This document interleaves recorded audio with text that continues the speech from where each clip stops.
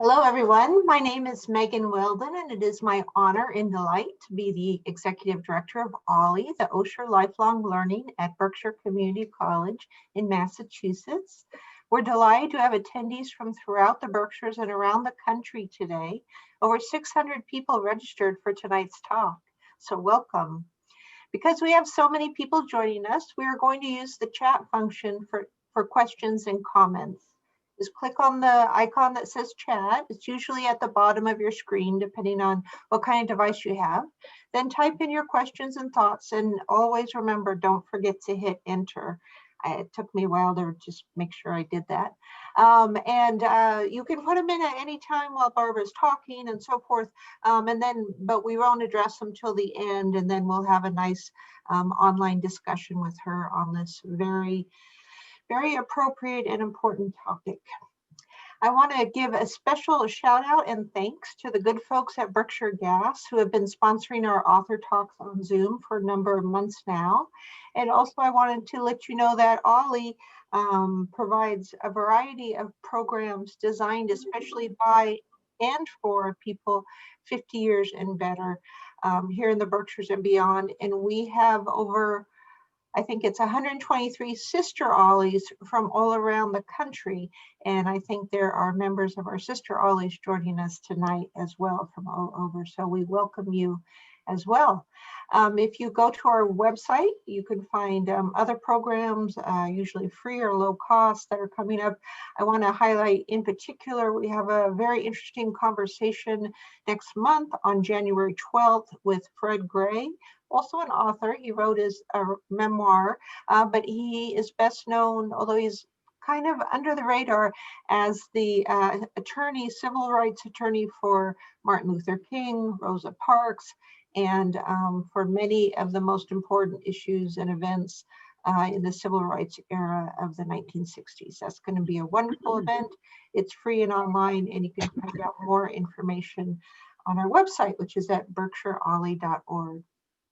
And now it is my great pleasure to introduce Barbara Bonner, who is a resident and quite beloved here in the Berkshires, and we're so happy to have her tonight. She has spent her professional life devoted to nonprofit leadership, fundraising, and philanthropy. After graduate school in art history and arts management, she held leadership positions in 3 of New York's distinguished museums, and then served as vice president of Bennington College, just up the road in Vermont, and of the Kripalu Center for Yoga and Health, which is here in the Berkshires. For many years, she has had her own consulting practice supporting nonprofit leadership, but she told me now she just loves to write. And who can blame her? And well, 2020 is a good time to be writing. In addition, she says she has survived leadership positions on 10 nonprofit boards in New York and the Berkshires, most recently as board chair at the Barr Center for Buddhist Studies. And 10 years ago, she started Now Thriving Fund to support women with cancer in the Berkshires, I believe with the Berkshire Taconic Community Foundation. Yes, that's wonderful. After 30 years in New York City, Barbara now lives here full-time in the beautiful hills of Western Massachusetts, where she is a passionate gardener and yoga and meditation practitioner, and continues to try to put words down on paper every day. Her first book, Inspiring Generosity, was published by Wisdom Publications in 2014. Her second book, Inspiring Courage, came out in 2017. Her current book, Inspiring Forgiveness, here, oops, oh, I have a copy, but it's hard to see with the, sorry, it looks like it's backwards too. All right, came out in mid-March of this year, just as we were all shutting down for COVID. Now, thanks to the wonders of Zoom, she is speaking widely on the subject of forgiveness to wide and diverse audiences. And I can't think of any better time than the end of this most divisive and strange year and in the holiday season to talk about the topic of forgiveness. So please join me in welcoming Barbara Bonner. Barbara? Thank you so much, Megan. What a pleasure to be with you. I've followed OLLI for years and all that you do. I've been a member for a few years, and I'm looking forward to being more active And particularly, I need to salute you for all you've done in these months when life has been sort of upside down, and you've been a real intellectual and cultural hub for so many. And it's wonderful to see the places where people are calling in from or watching in from or whatever we say in this medium. But how great, really all over the country, Hawaii, Tucson, Virginia, wonderful. I was going to build us a fire in this fireplace to make it a little bit more intimate tonight, but then I realized I'd have to tend the fire, and you really wouldn't want to have to witness that, I don't think. It's not my strong suit. So I'd like to start with a bit of background. As Megan said, I'll talk for 35 or 40 minutes, and then we can open it up to questions or any directions that you want to go. Ollie attendees have the reputation for coming up with great questions, so that'll be fun. So I'm going to start with just a little bit of background on how I got to this book. After writing my first two on generosity and on courage, friends would ask me if I were working on a third. Always reluctant to talk about something that's just germinating. I'd sort of mumble, well, yes, sort of. And, oh, on what this time? And they would ask me quite persistently. And not really wanting to go into it too much, I'd just sort of say, oh, forgiveness. And then the universal reaction, I'd have the sense of like, oh no, here it comes. People would sort of shake their head and look down at the ground and go, oof, tough one. Not once, not one person said, wow, I can't wait to read it, fantastic. So I noticed that this reaction was always followed almost universally by wanting to tell me a brief story about something that had happened to them, following it up with, and I'll never forgive him. Something that just couldn't be forgiven.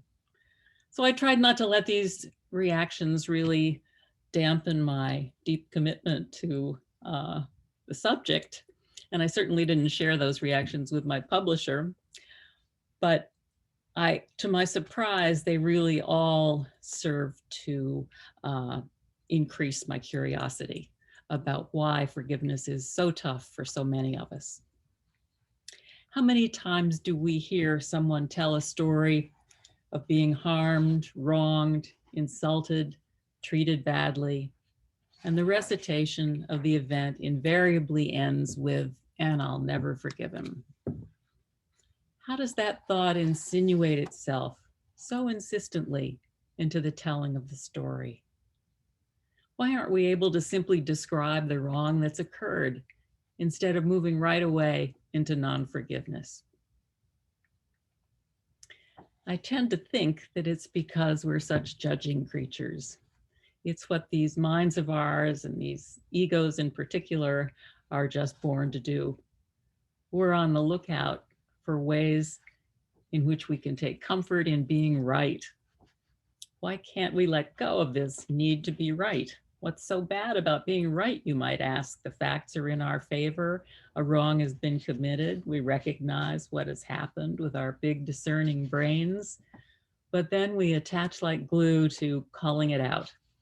What happened was simply unforgivable. So what do we do with unforgivable? We blame, we point fingers, we hold grudges, and heap scorn upon the offenders. As the great 5th century Buddhist teacher Buddhaghosa said, harboring anger and resentment is like holding a burning ember in our hand in order to hurl it at the enemy, only to realize that we're the one who is getting burned. Scientists offer another perspective. We're actually hardwired to remember pain and loss. Fred Luskin, head of Stanford University's Forgiveness Project, says our brains are designed to maximize remembrance of suffering so one can be on the alert in case it happens again. So to give you just a little bit of my orientation on the subject, let me just turn to an excerpt from the introduction to sort of ground us. True forgiveness asks us to open our hearts to those who have wounded us, offering the chance to them and to ourselves to begin again.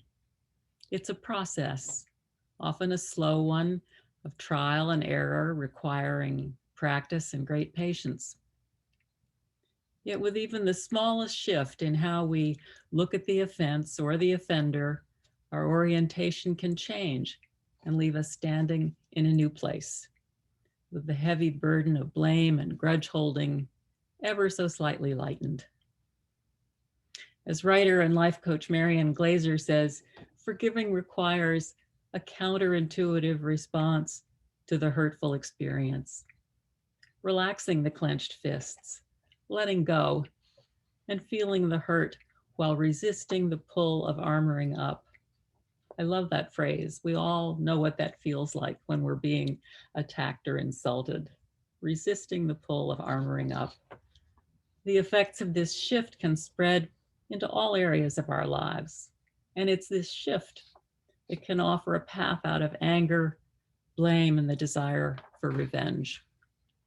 A forgiving person, after all, creates a forgiving family and a forgiving community and opens the possibility of a more forgiving world.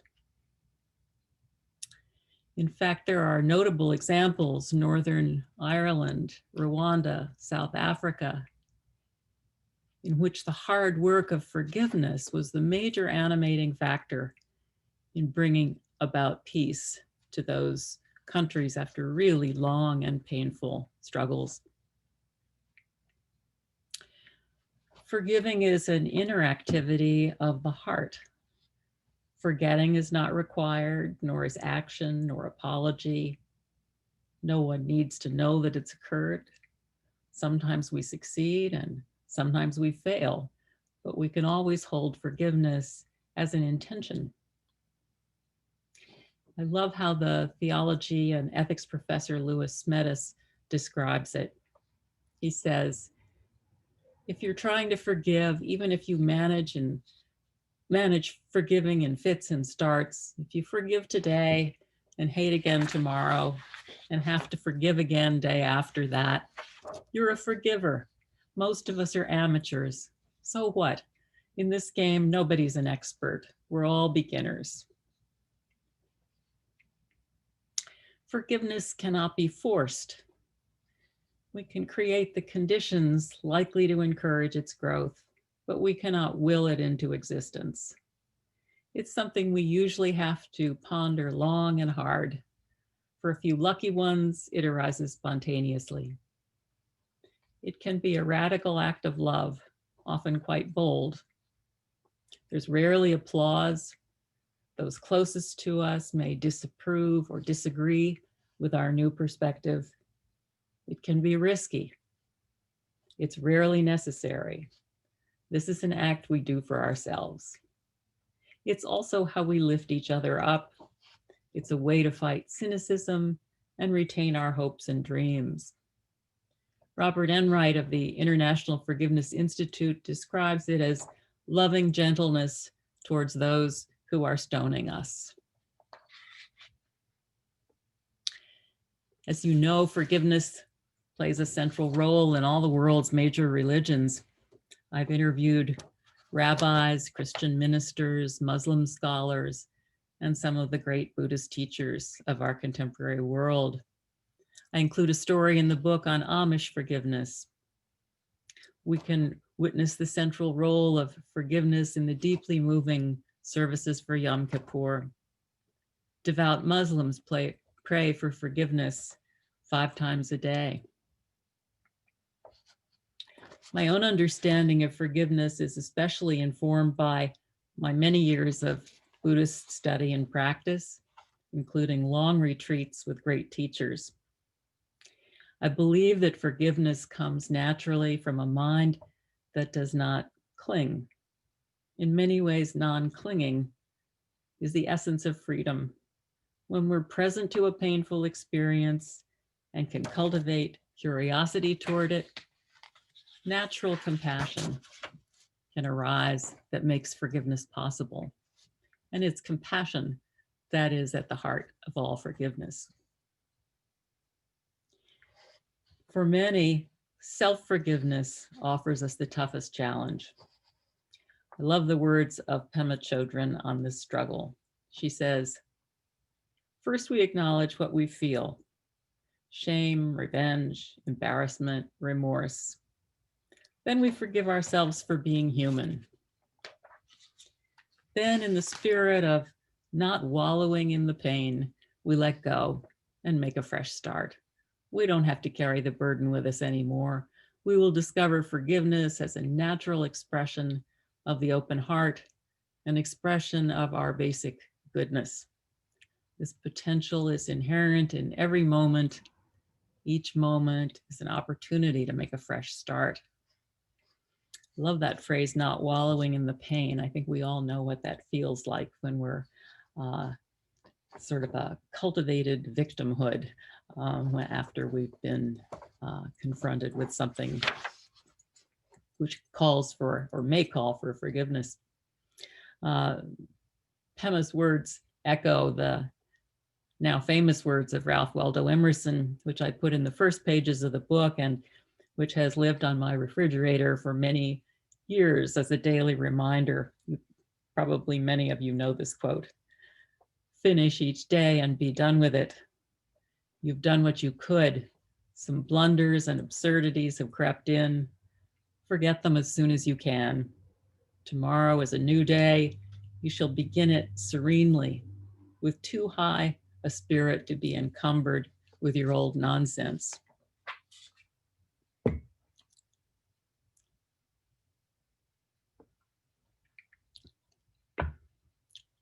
So now as I move into a more specifically the contents of the book, I'd like to pay homage to what is known as the commonplace book, a tradition going back to antiquity and especially cultivated in the Renaissance and in 19th century America.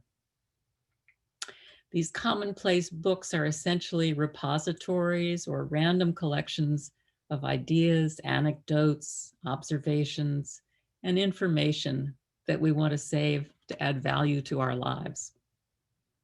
These collections are of wisdom, not facts. As Montaigne wrote of these books, the goal is to become better, happier, wiser.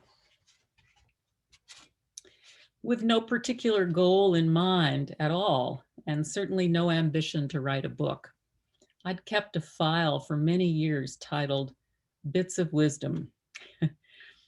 I never saw any reason to turn it into anything or share it. I certainly was unaware that what I was doing had its roots in the commonplace books of Marcus Aurelius, Petrarch, H.L. Mencken, Thomas Jefferson, Napoleon, and of course, Emily Dickinson. But in a flash, I realized that what I had collected were to me a variety of inspirations. And so my goal became, in my first book and the two that followed, to share and offer inspirations, not as an expert, but as an engaged and caring observer. In all three books, these collections of inspirations point to something of a redefining or at least reconsidering of each quality. In Inspiring Generosity, I explored what it means to live a generous life, not simply exchanging money and material goods. In Inspiring Courage, I focused again on what makes for a courageous life, not the act of rescuing a child from a burning building and other acts of bravery, as laudable as those are. And in the current book, I want to challenge the readers to consider bringing forgiveness into their lives, perhaps in new ways. And while I was at it, I wanted these three books to feel like the offerings that they are and be beautifully designed as a gift book or a coffee table book that could be dipped into and read in pieces or all the way straight through.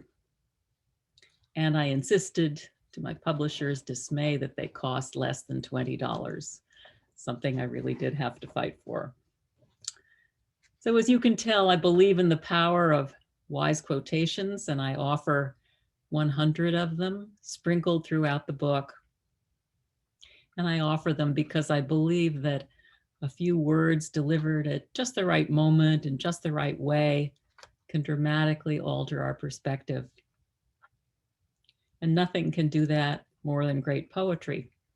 And so I offer 35 great poems from across the centuries of forgiveness. Never obvious forgiveness poems, but poems that are beautifully crafted as sort of an open door to forgiveness of a different order. And finally, I offer 12 stories of people whose lives have been defined, or in many cases redefined, by the power of forgiveness. I've deliberately selected stories of people whose forgiveness seems extreme, unfathomable, unreachable, even sometimes just plain wrong. But they offer us the chance to step into their shoes, to try to feel what they felt, and to imagine bringing forgiveness to situations as if they were our own. Just trying may change you. Simply observing and considering have value.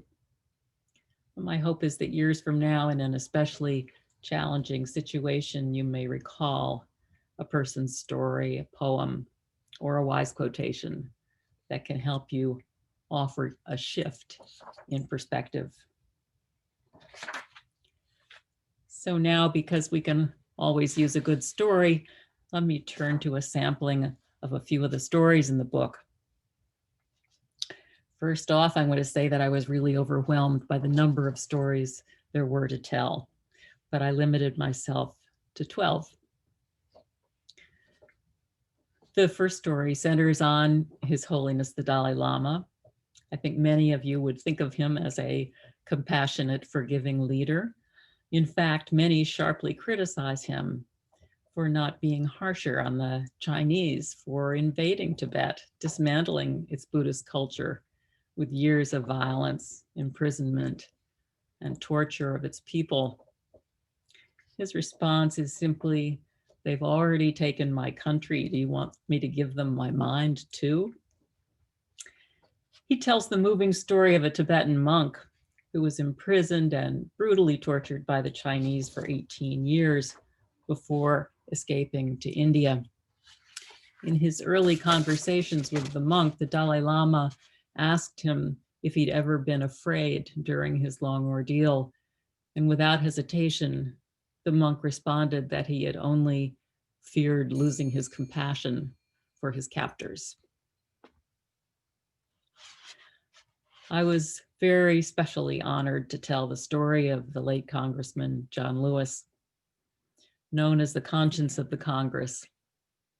It was the greatest privilege to immerse myself in all his writings and speeches and to work with his staff.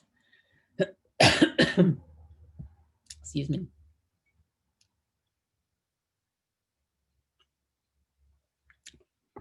This magnificent man, who was a hero to me and to so many others, truly lived his values every day. And he would say over and over again just how central forgiveness was to his life and work. Nonviolence and forgiveness are not just an idea, but a way of life for me. In fact, he said, and I had not heard this before, that forgiveness lies at the very heart of the civil rights movement. Two wonderful John Lewis stories are particularly moving, and I thought I'd share them with you tonight. So in 1961, he was traveling with Albert Bigelow and a group of freedom riders to Rock Hill, South Carolina. And when they arrived at the Greyhound bus terminal and tried to enter the waiting room, they were viciously attacked by a gang of 5 white men. And in fact, Lewis nearly died from the wounds that he suffered. But true to their principles of nonviolence, Lewis and Bigelow neither fought back nor pressed charges. One of the attackers that night, Elwyn Wilson, silently carried the burden of guilt for the assault until 2009, when Obama's election caused a moment of awakening for him. He called his local paper to learn the identity of his victim as a first step in making amends. Armed with the shocking new knowledge that the distinguished congressman was the one he had attacked over 45 years earlier, Elwyn traveled to Washington with his son to beg for Lewis's forgiveness. In a poignant, tear-filled meeting in the congressional office, Wilson apologized and then asked for and received Lewis's unhesitating forgiveness.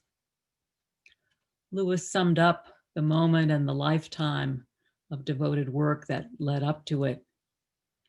I never thought this would happen. It says something about the power of love, of grace, the power of the people being able to say, I'm sorry, and move on. The second Lewis story concerns George Wallace, whom Lewis visited shortly before Wallace's death. It is hard to imagine a less likely duo. But knowing that he was at the end of his life, Wallace, who had led a life immersed in bigotry and hatred, had undergone something of a sea change. And here's the account of that meeting in the book.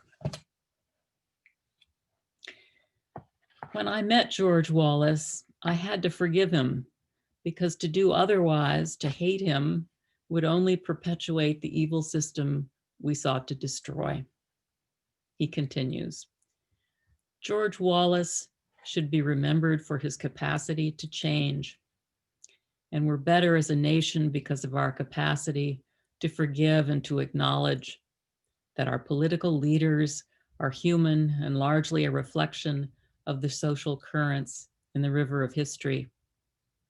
I can never forget what George Wallace said and did as governor, as a national leader, as a political opportunist.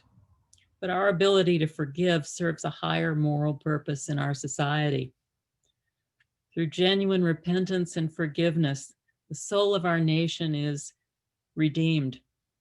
George Wallace deserves to be remembered for his effort to redeem his soul, and in so doing, to mend the fabric of American society. It's really hard to imagine the size of the heart of a man that can speak like that.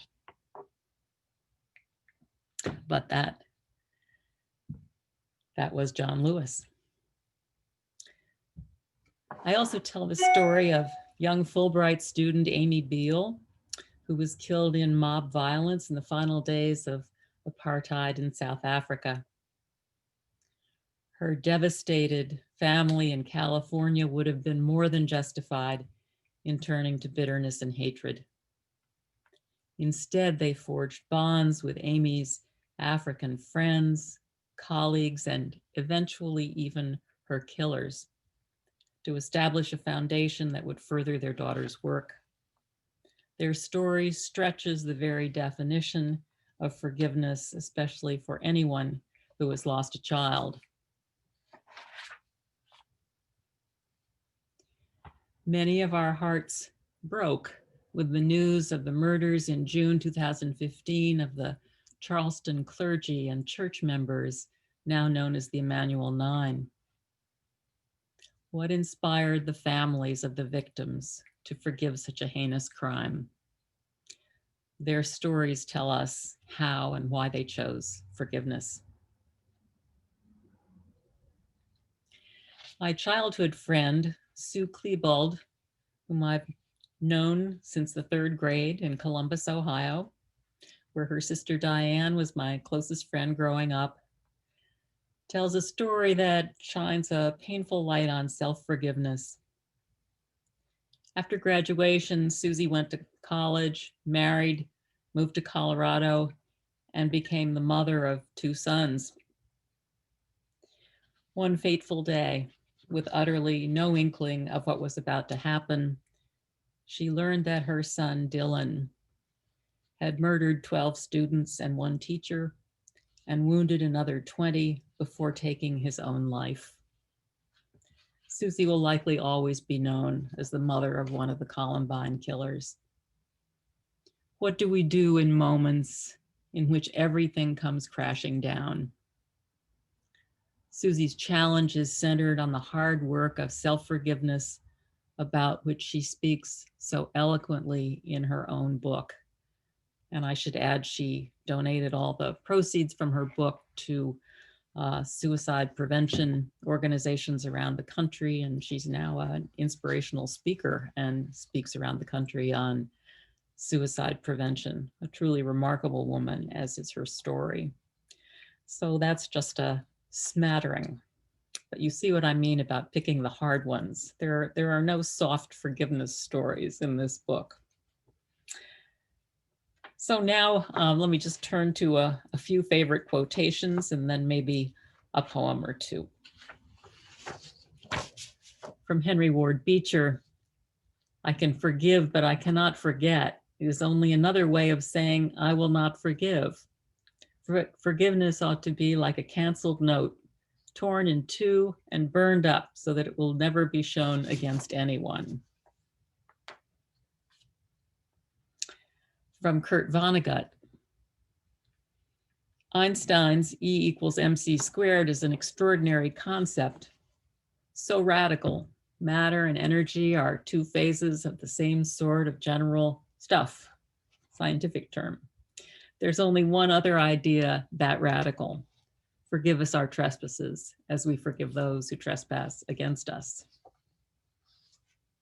Lord Edward Herbert, "He that cannot forgive others breaks the bridge over which he must pass himself, for every man has need to be forgiven." Sidney Harris, "There's no point in burying the hatchet if you're going to put a marker on the site." I love this from Mark Twain, "Forgiveness is the fragrance that the violet sheds on the heel that has crushed it." Probably many of you know this from Nelson Mandela. "As I walked out the door toward the great gate that would lead to my freedom, I knew if I didn't leave my bitterness and hatred behind, I'd still be in prison."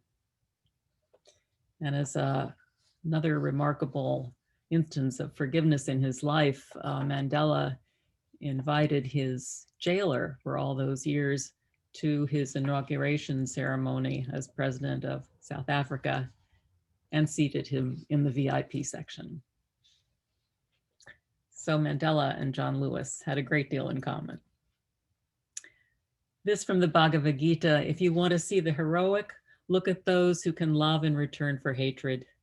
If you want to see the brave, look at those who can forgive." So many people have claimed this quote that I can't put an attribution to it, but I love it. "Forgiveness is giving up all hope of a better past." And finally, from one that I just discovered that someone sent me a few weeks ago from the great Dolly Parton, "Forgiveness is everything." So now if you have the appetite for it, I'd like to read 3 short poems from the book. Actually, that's not right. One is a little bit lengthy and then the other 2 are quite short. So this first one is from a Professor Mugari in Malawi, and it reads like prose, although he sets it up in poetry form. I'll read it as prose. It's called "Forgiveness, a very good understanding of forgiveness." "One of my teachers had each of us bring a clear plastic bag and a sack of potatoes. For every person we'd refuse to forgive in our life, we were told to choose a potato. Write on it the name and date and put it in the plastic bag. Some of our bags, as you can imagine, were quite heavy. We were then told to carry this bag with us everywhere for 1 week, putting it beside us in bed at night, on the car seat while driving, next to our desk at work. The hassle of lugging this around with us made it clear what a weight we were carrying spiritually, and how we had to pay attention to it all the time to not forget and keep leaving it in embarrassing places. Naturally, the condition of the potatoes deteriorated to a nasty slime. This was a great metaphor for the price we pay for keeping our pain and heavy negativity. Too often we think of forgiveness as a gift to the other person. And while that's true, it's clearly also a gift for ourselves. So the next time you decide you can't forgive someone, ask yourself, isn't my bag heavy enough?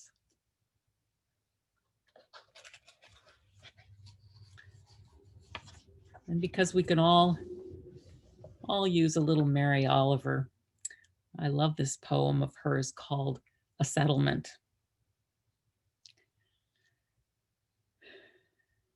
Look, it's spring, and last year's loose dust has turned into this soft willingness. The windflowers have come up trembling. Slowly the brackens are uplifting their curvaceous and pale bodies. The thrushes have come home, none less than filled with mystery, sorrow, happiness, music, ambition. And I am walking out into all of this with nowhere to go and no task undertaken, but to turn the pages of this beautiful world over and over in the world of my mind. Therefore, dark past, I'm about to do it. I'm about to forgive you for everything.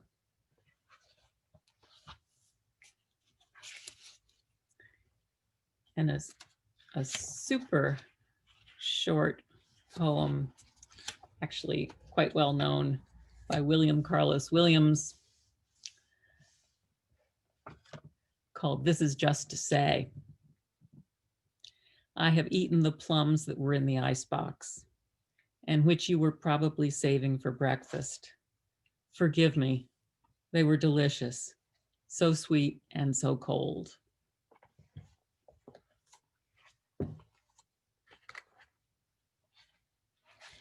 So that's a little bird's eye view of the book itself.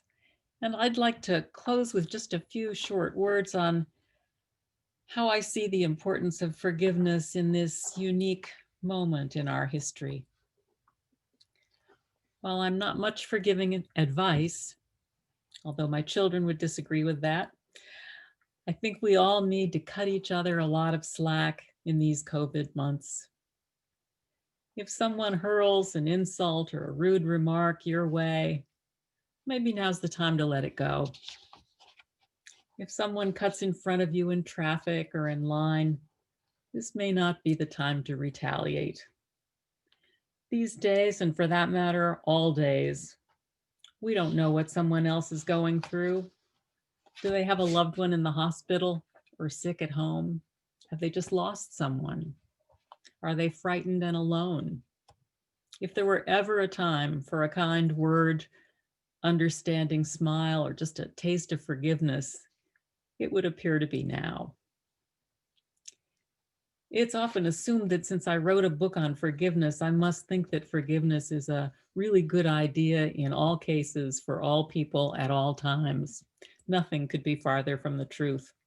There are times we need to protect ourselves from dangerous people, simply get out of the way of those who would cause us damage and hurt.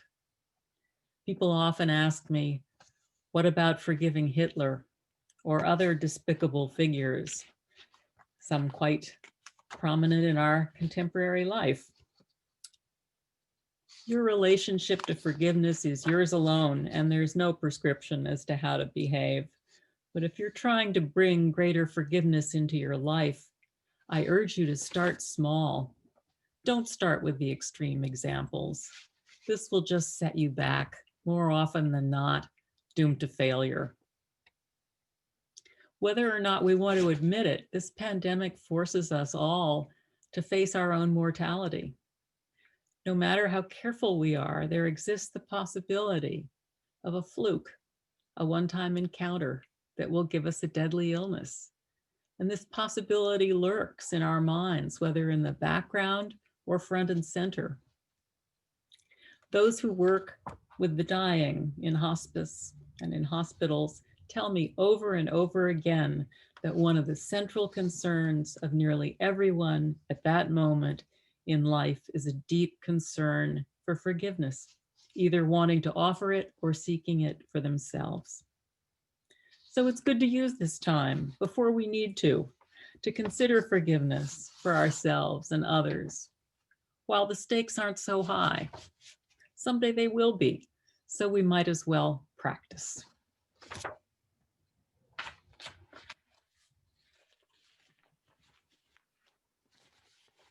I wish we had an applause button for webinars, and also a laughter one, because you made me laugh several times with your observations. And if you can't laugh at humans, you're in big trouble.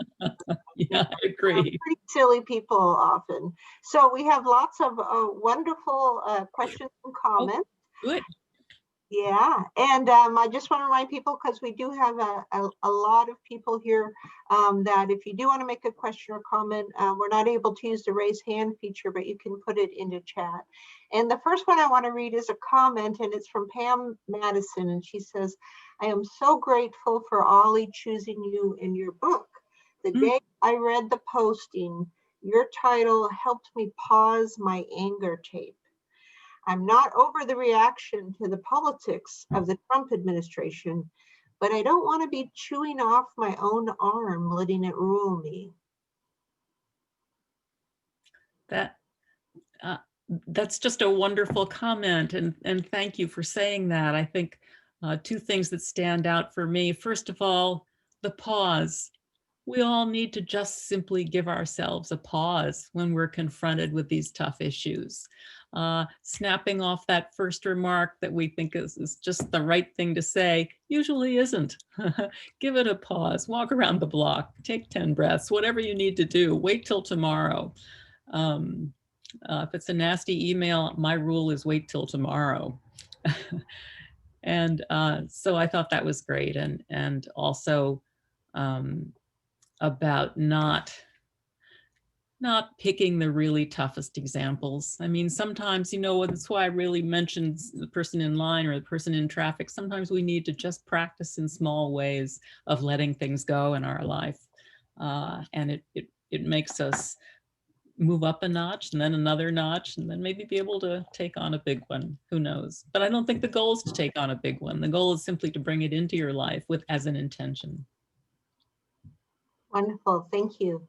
And John Cooper has a very elemental question. What is forgiveness? Is it simply the absence of animosity or malice? How do you define it? Well, I don't, because there are just so many, but I don't think it is just the absence. I think it's more the presence of compassion in facing a situation in which you may want to respond with anger and animosity. If you can take the pause that the first writer mentioned and bring your compassionate heart to the issue at hand, then I think you've entered into a world of forgiveness, really. I see it as compassionate thought and compassionate action, but that's not a complete definition. That's just a good start. Great, thank you. Mike asks, is self-forgiveness more difficult for people with type A personality? And what suggestions could you offer to these people to facilitate the process? Well, I have a good deal of sympathy for those type A personalities. I don't know. I think it's ubiquitous, really. Self-forgiveness is just the hardest for most people. It's just very tough. We can usually turn our compassionate light on other people, and then we do something which we just think was unforgivable. And we hang on to that one forever. That's really why I read the Emerson quote. I love it so much, of just let go of your nonsense every night before you go to bed. It really helps. And it's not hard to find the nonsense either. It's right there. So in a lot of ways, it's about moving forward. Yeah. Whatever you're stuck in. So Arnold Friedman writes, forgiving others for the pain felt by ourselves, whether intentional or by our perception, is easier than forgiving ourselves for our behaviors that have caused pain to others, especially those people who are not in your lives any longer, which kind of goes to what you're saying, that it's often harder to forgive ourselves. Yeah. It varies on the person, the life, the instance that we're talking about. But basically, we're talking about giving yourself the ability or time to enter into a reflective space and not just respond. If you really can pull back and reflect on what's happened and why you're reacting the way you are, why they're reacting the way they are.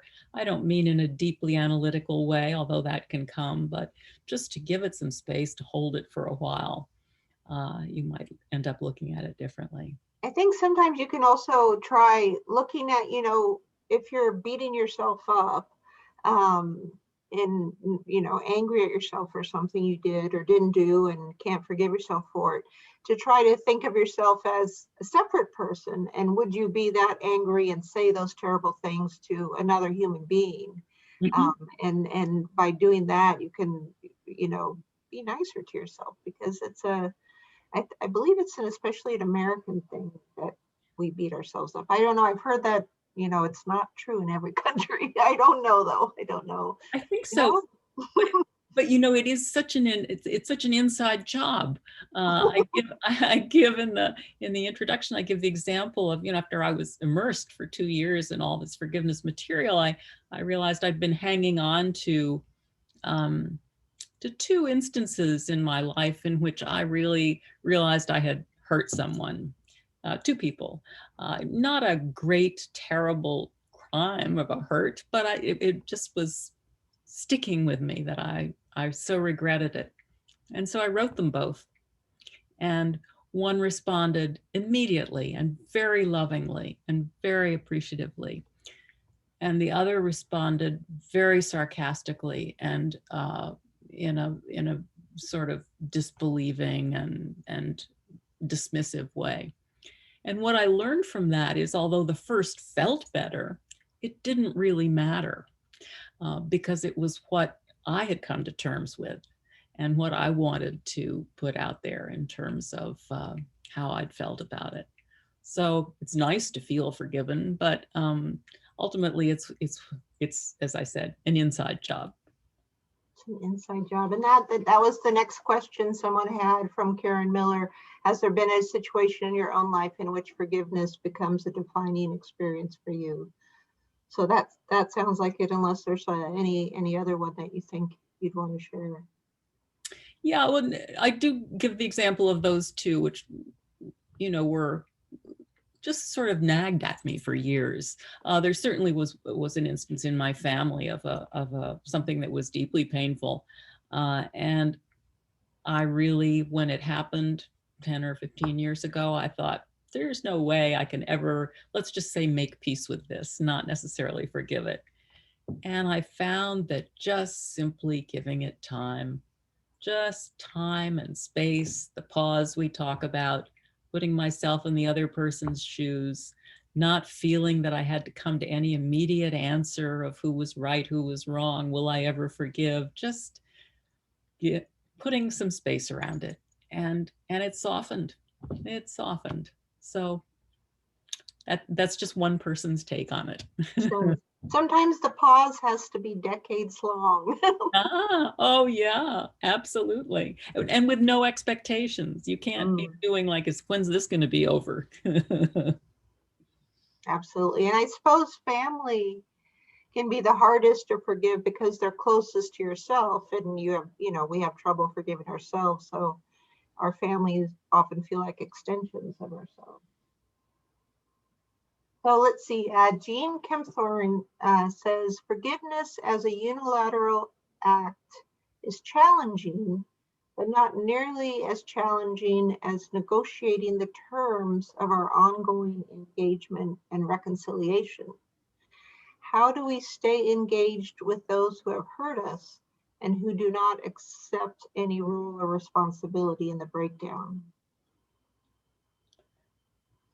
Reconciliation and justice are completely different questions from forgiveness.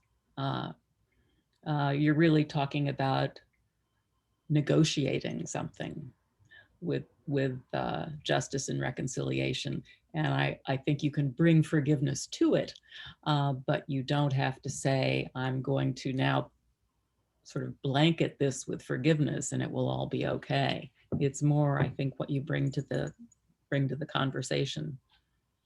And there are wonderful organizations, and I mentioned two of them, forgiveness organizations, one at Stanford, two others that really go around the world doing forgiveness workshops for countries, for all kinds of issues, and are making a tremendous difference.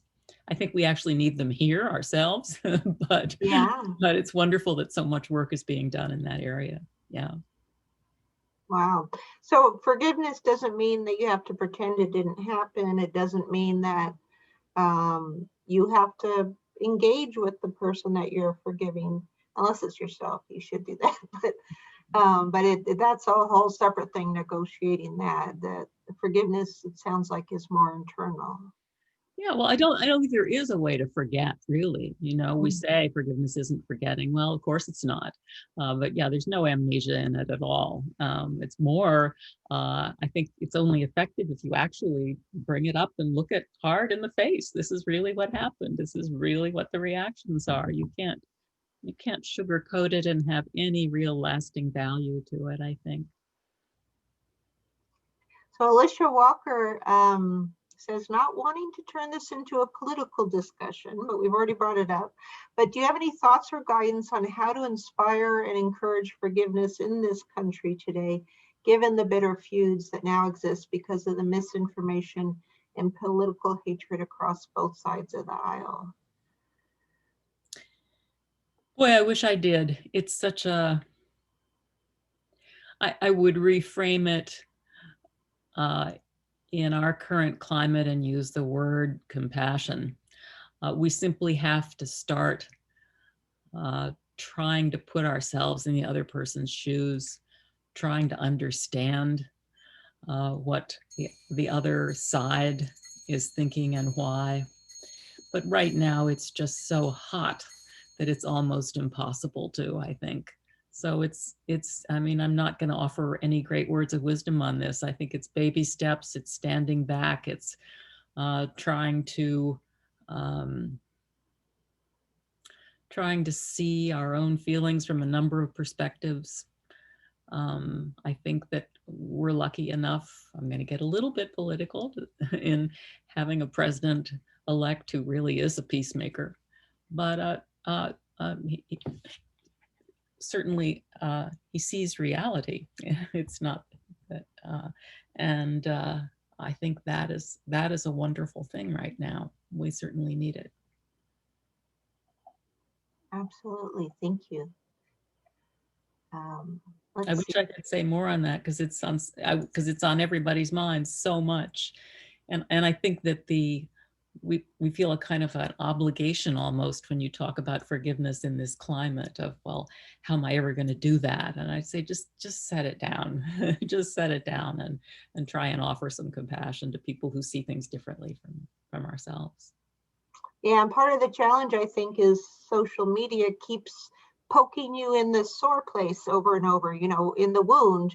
So it's not able to heal. So there continues to be this, you know, continuing pain and irritation by, you know, whatever it is, and it doesn't allow for that pause or healing.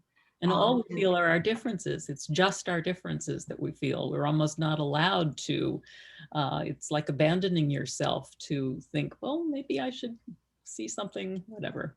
But yeah, yeah, it is very only much encouraged. yeah, you only see this very narrow sliver of what somebody is. So Jane Callionzes, I hope I said her name right, writes, I have a former friend who I had a falling out with for something I said. I apologized profusely and many times, but she wouldn't forgive me. Do you have information in the book about dealing with someone who will not forgive you? Well, I don't have any particular stories. It's so hard. It's just so hard. Um, uh, and and particularly sounds like the writer is saying that this is just so poignant to her and she really wants to make peace with that so much, and there are no indications of any peace coming from the other side. um, I'm not an expert, so I really have no expert advice other than uh, to continue to hold it in your own heart. You can't keep offering it and get squished down each time. But Give it with, space and also with the, forgive yourself for saying whatever the thing you said. yeah, forgive yourself for what may not have actually been so terrible, and also forgive yourself for wanting that outcome so much, because that may not come, but you've got to go on with your life and make peace with it somehow. Absolutely. Um, and Anne Leonicia writes, I've forgiven my birth parents for abandoning me. This is in some ways related. I've almost forgiven the foster care system I survived. What I can't seem to forgive is myself for carrying the hurt and pain all my life. Forgiveness goes both ways. I can't seem to feel the result of the forgiveness of the past. Yeah.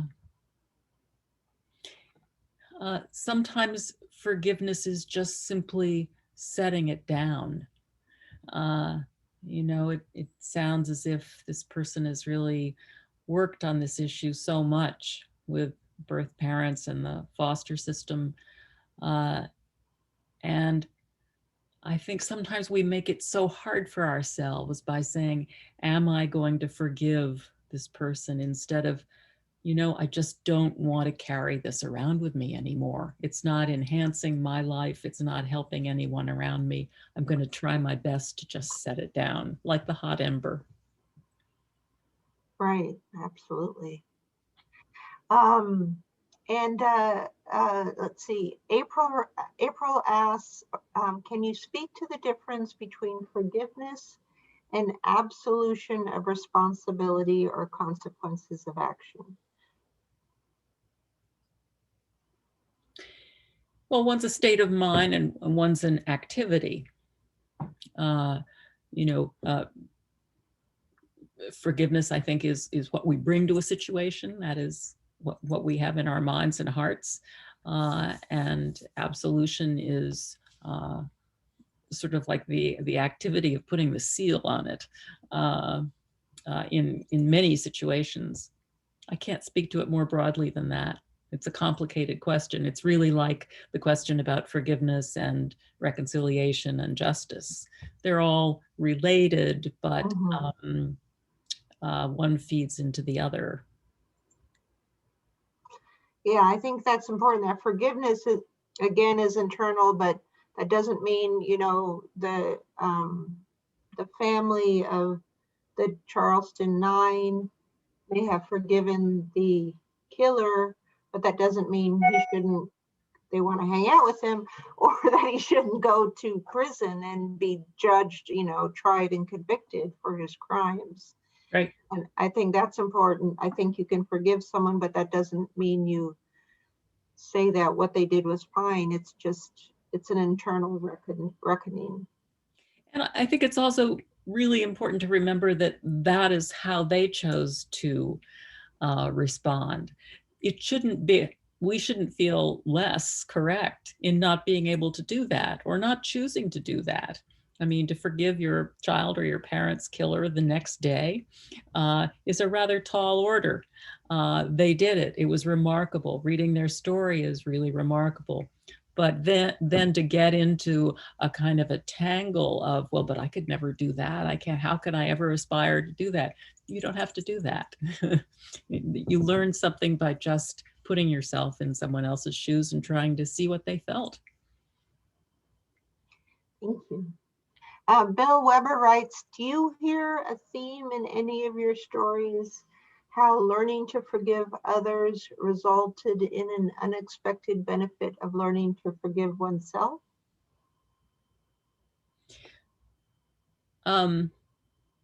Is it a muscle? It can go that, yeah, it can go that way, or it can go the other way. Being able to forgive ourselves makes us more open to forgiving others. I think it works both ways. What it really is just triggering the intention of forgiveness. And then you can say it's either going outward or inward. But I mean, the theme throughout the book is just bringing forgiveness into our lives. How it's going to manifest in specific situations. As one person said very eloquently, sometimes we fail, sometimes we succeed, doesn't matter. If it's an intention in our life is enriched.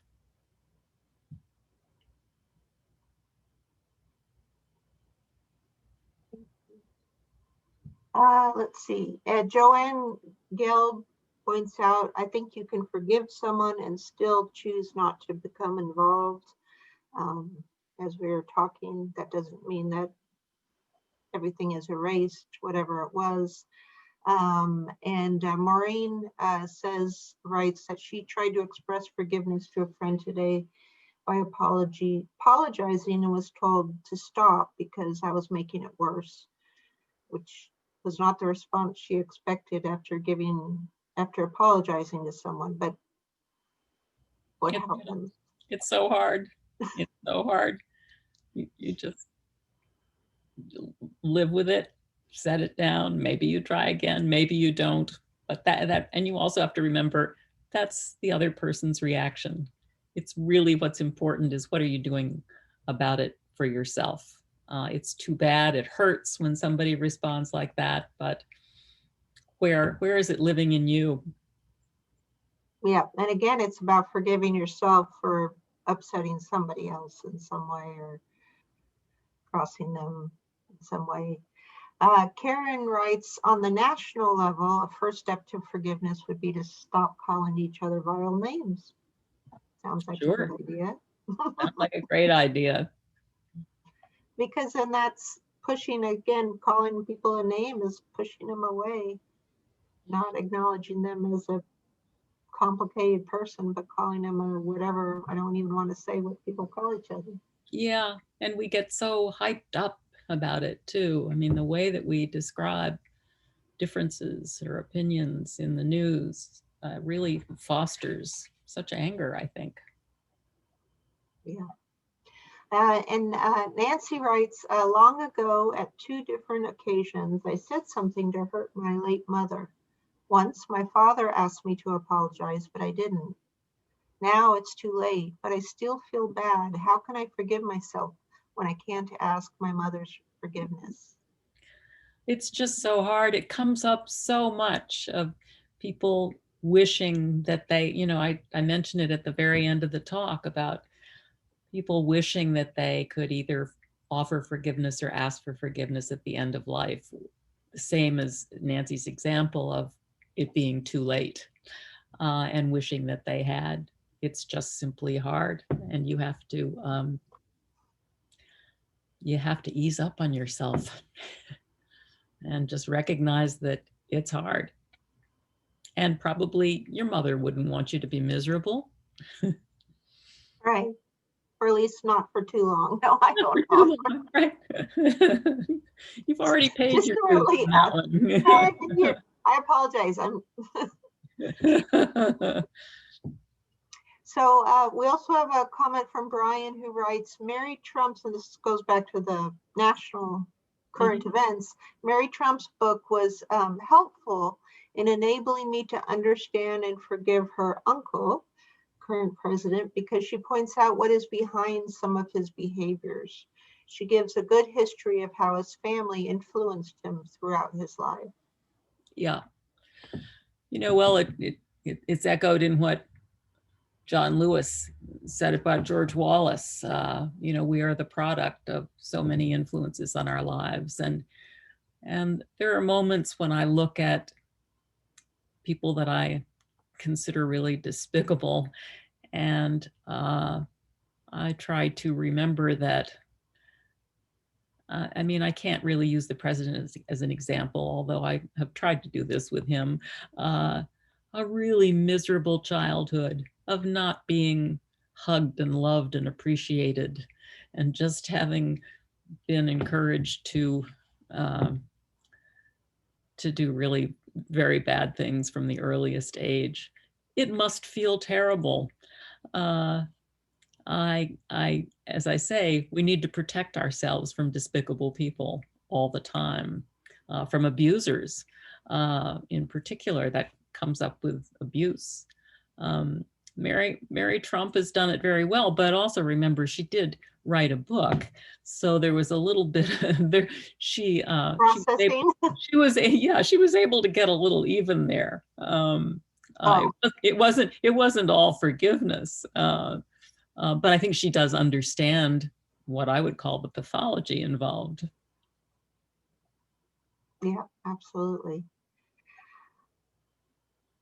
Let's see. I think we're near the end of the questions. So if anybody has any more to add, you can do that now. Lots of nice comments about your talk and the topic. And a question about, you said that forgiveness lies at the heart of the civil rights movement of the 1960s. Can you talk a little bit more about that? Well, I didn't say it. John Lewis said it. Oh, okay, yes. Yeah. You spoke it for tonight. He said it. And what I said was that I was surprised to hear that, because I'd never had heard it. And I couldn't begin to speak for him, but the way I've interpreted that has been that at some point, some of the anger had to be set down in order to move forward and think, how can things be made better? I mean, he was an activist, he was nonviolent, and it was forgiveness in the terms of, let's understand and be compassionate for the greater good, I think, is really what he was saying. Not we're forgetting all the sins and crimes against Black people, but how do we move forward with more open hearts and more helpful to everyone involved? Otherwise, we just stay stuck in what we're talking about now, just stay stuck in anger at each other. And he saw a way out of that. I wish he could offer that to us now. Thank you. And Pam, let's see. Pam Madison writes that she has heard of graveside visits with parents and family members is helpful. She did this speaking out loud to her mother's gravesite, and it helped. And she recommends family of origin theory. The family of origin theory, like the book Family Ties That Bind, offers a process for just that type of resolution after the deaths of family members. So you can still forgive after death and talk to them and ask them for forgiveness. I hadn't really heard of that. I can understand. It's part of the closure that we all have to go through in a loss, and just incorporating it into that really does make sense. And Marcia writes, how can you forgive a child who has closed the door to you? I think that's just one of the hardest. Yeah. Just one of the hardest. If the door is really closed, You continue to love the child and to wait and to send all the love you can. But in terms of, is there anything you can really do? Well, not retaliate for one thing, not point the finger, not be angry, keep the door open. I'm not an expert in this. I don't mean to sound like one. I'm just saying, as a mother, how I believe I would feel and how I've seen other people react. Yeah. Don't contribute to whatever the conflict. Yeah. And ending conflict is a huge step forward. And Pam Madison adds one more thing, a new quote she just found: forgive your enemies, it messes with their minds. Oh, that's a wonderful one to end on. I love that.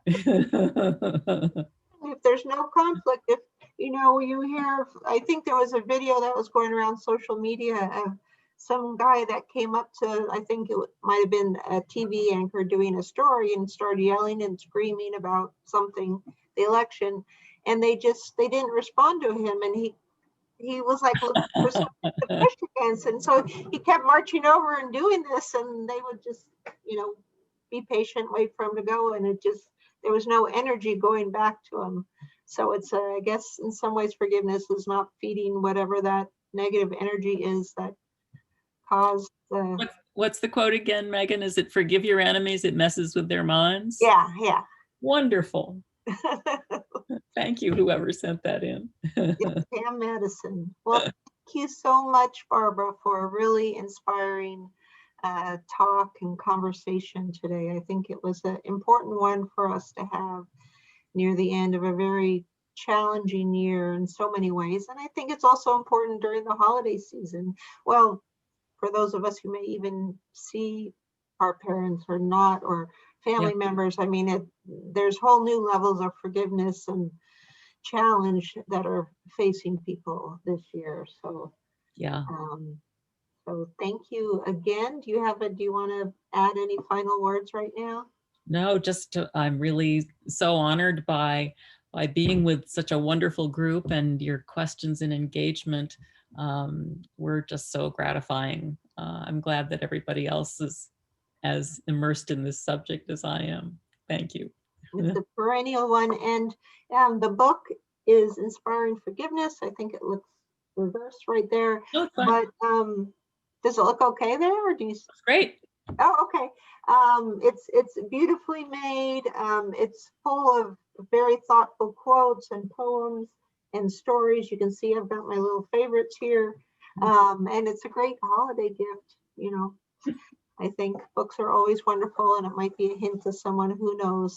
And thank you everyone again for being with us, and we'll see you online again soon. Thank you, Barbara. My great pleasure. Thank you.